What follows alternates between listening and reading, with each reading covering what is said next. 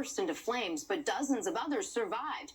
NBC's Steve Patterson joins us live with the latest. Steve, what more do we know? Laura, good morning to you. That Azerbaijan Airlines flight carrying 62 passengers and 5 crew members, it crashed in a field near Aktau early Wednesday, and miraculously, at least 29 people survived, including 3 children. Now, investigators are trying to understand how and why that plane went down. New images this morning of that terrifying plane crash.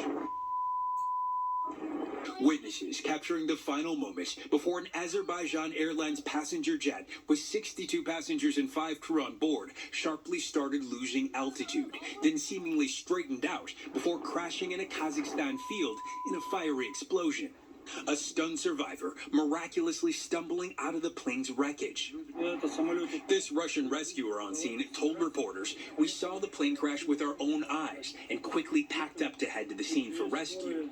At least 29 people survived the initial crash, including 3 children. Stunning video from inside the plane as it was still in the air shows people calm even after oxygen masks dropped. The flight took off from Baku, Azerbaijan early Wednesday, heading to the Chechen capital of Grozny in southern Russia.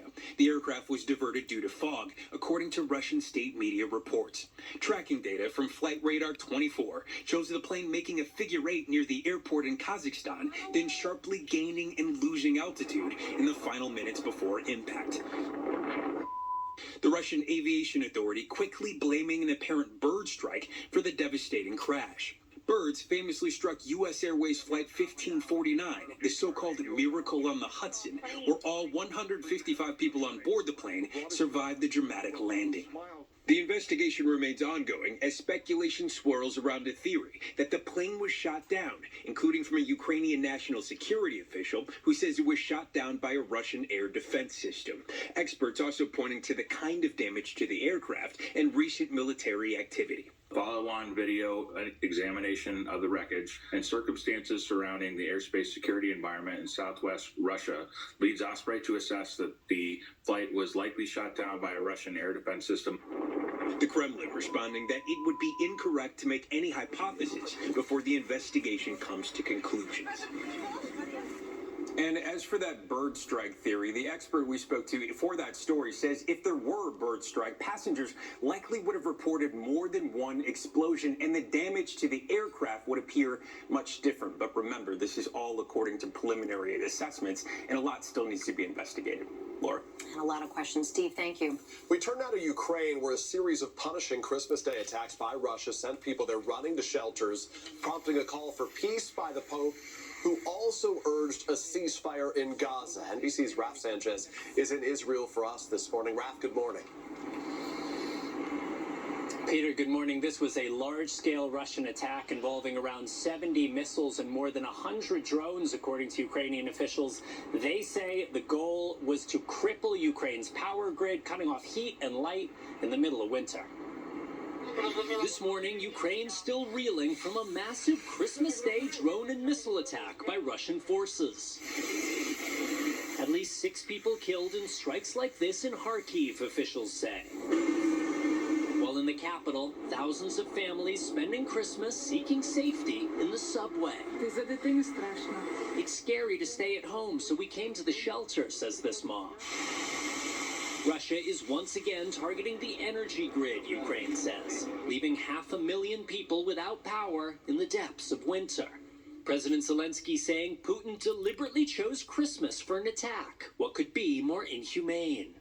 And President Biden calling the attack outrageous, vowing to surge U.S. weapons to Ukrainian forces. But nearly 3 years into this grinding war, Ukraine is losing ground in the east and struggling to hold territory it captured inside Russia, where Putin's forces are supported by thousands of troops from North Korea. Also bracing to see if Donald Trump will try to end the war, and on what terms. Gotta be a deal. Too many people being killed. But on the front lines in Donetsk, Ukrainian soldiers celebrating Christmas with their comrades and saying they're not giving up. We can't be with our families right now, but we're united by our military family, he says. per arrivare a una pace. In his Christmas Day address in Rome, the Pope appealing for a ceasefire not just in Ukraine, but also in Gaza, where Israeli strikes continued over Christmas. And just a few hundred Christians remain in what was once a vibrant community. While Israeli hostage families marking a second Hanukkah without their loved ones. Now, both Israel and Hamas are publicly accusing each other of making new last-minute demands which are slowing down ceasefire negotiations. But there is a sense of urgency here, with President-elect Trump saying there will be, quote, hell to pay if there's not a deal in place by the time of his inauguration on January 20th. Peter. Raf Sanchez there for us again this morning in Israel. Raf, thank you.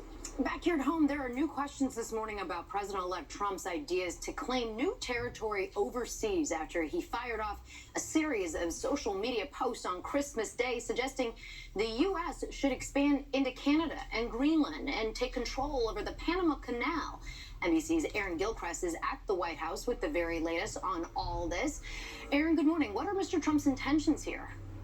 Well, Laura, good morning. Trump's brainstorming policy ideas on social media has been a key feature of his campaigns and his first term in office. There were no signs of him slowing down over Christmas Day either. The president-elect starting off a holiday truth social post expressing frustration about the U.S. pouring money into repairs for the Panama Canal. That's after he already said he would demand control of the canal back if Panama doesn't ease usage fees. And this comes as he also named his pick for ambassador to that country, Miami-Dade County Commissioner Kevin Marino Cabrera. And Trump's musings about potentially expanding U.S. power didn't really stop there. He went on to wish a Merry Christmas to Canadian Prime Minister Justin Trudeau and again suggested the idea of Canada becoming the 51st state. There was another post where he also encouraged former hockey star Wayne Gretzky to run to replace Trudeau. Trump then ends the post with a mention of Greenland, saying yet again that the U.S. could obtain the nation for national security needs, Laura. Aaron, there are countless questions about how this is supposed to work in reality, but what are the leaders of these countries saying?